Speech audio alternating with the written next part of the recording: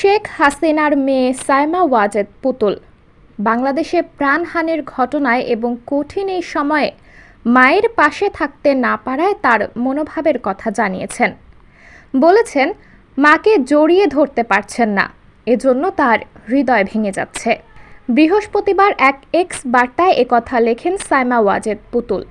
বিশ্ব স্বাস্থ্য সংস্থার দক্ষিণ পূর্ব এশিয়ার আঞ্চলিক পরিচালক সাইমা ওয়াজেদ পুতুল। কর্মসূত্রে তিনি ভারতের দিল্লিতে বসবাস করছেন। এক্স পোস্টে সাইমা ওয়াজেদ পুতুল লেখেন, আমার ভালোবাসার বাংলাদেশে প্রাণহানির ঘটনায় আমার হৃদয় ভেঙে যাচ্ছে।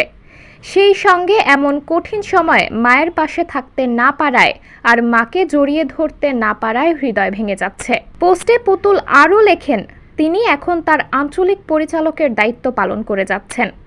পোস্টের শেষে বিশ্ব স্বাস্থ্য সংস্থাকে ট্যাগ করেন তিনি। ছাত্র জনতার আন্দোলন ও ব্যাপক রক্তক্ষয়ের মুখে 5 আগস্ট শেখ হাসিনা সরকারের পতন ঘটে। 76 বছর বয়সী শেখ হাসিনা সরকার প্রধানের পদ থেকে পদত্যাগ করে দেশ ছেড়ে ভারতে যান। সঙ্গে আছেন ছোট বোন শেখ রেহানা। আপাতত ভারতেই রয়েছেন তিনি। গত সোমবার শেখ হাসিনার পতনের পর থেকে গতকাল সন্ধ্যা পর্যন্ত মোট 232 জনের মৃত্যুর খবর পাওয়া গেছে। এর আগে কোটা আন্দোলন ও বৈষম্য বিরোধী ছাত্র আন্দোলনকে ঘিরে গত 16 জুলাই থেকে 4 আগস্ট পর্যন্ত সংঘাতে 328 জনের মৃত্যুর খবর পাওয়া গিয়েছিল। গত 23 দিনে সারা দেশে মোট 560 জন নিহত হয়েছেন।